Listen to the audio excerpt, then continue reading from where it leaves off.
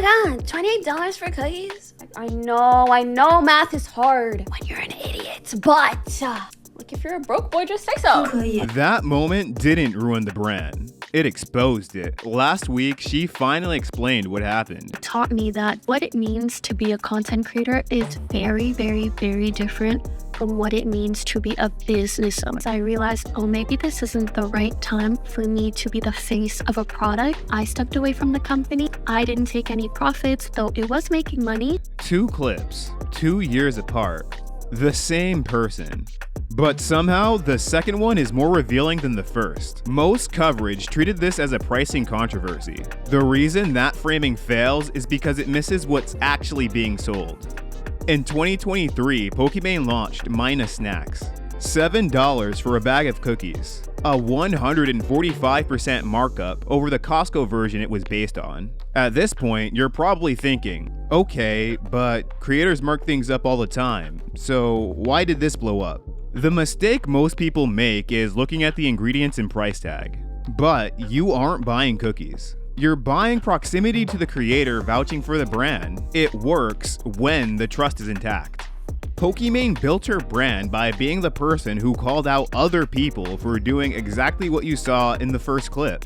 In 2021, she publicly shamed another streamer for shaming their audience over money.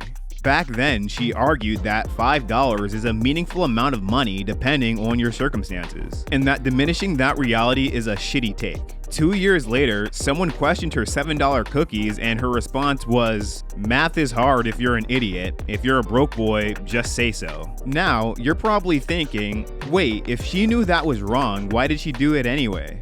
That's the core question of this controversy.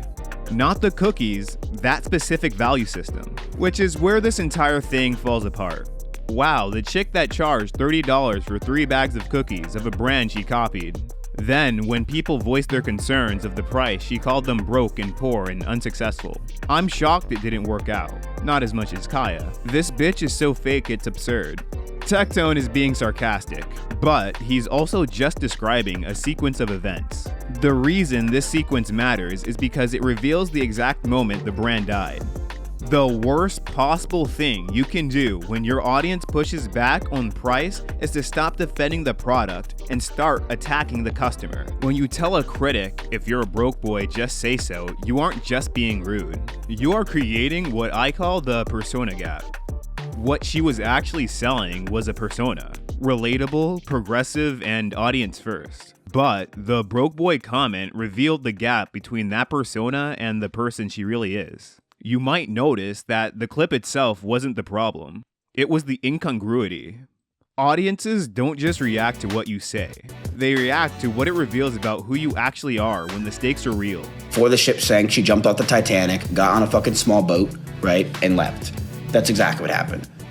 That's it. That comment destroyed this brand. When she said, if you're a broke boy, just say so, it destroyed this brand immediately. Because now it made it, if you buy this shit, you're an asshole. It destroyed. Ms. Kiff is right. The price didn't kill the product. The response did. The reason the brand died instantly is because authenticity is a non-renewable resource. Once the trust is gone, it doesn't matter how good the cookies are. But here's the part that gets crazy.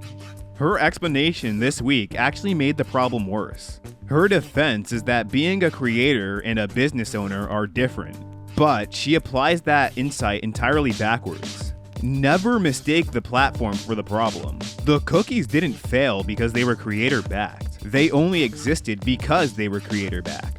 What she's experiencing now is the backlash you get for not adhering to the brand persona that you've created for yourself. The higher the difference, the stronger the backlash. And in this case, it was enough to torpedo her entire cookie brand. A genuine apology in 2023 would have closed the crack. Instead, she chose distance. She tried to reframe a personal failure as a structural one. Actually, this isn't a question of not knowing better. Instead, it's a question of whether the values were ever real or just useful. Here's the truth about the Pokimane cookie story, stripped of the drama. It's a case study in what happens when you treat authenticity as a marketing strategy rather than an operating principle. The fastest way to kill your brand is to let your audience see the power dynamic made explicit. The broke boy comment didn't just generate bad press. It announced that the relationship was transactional on her end. The cookies were fine. The product was always her. And that's the one thing she devalued.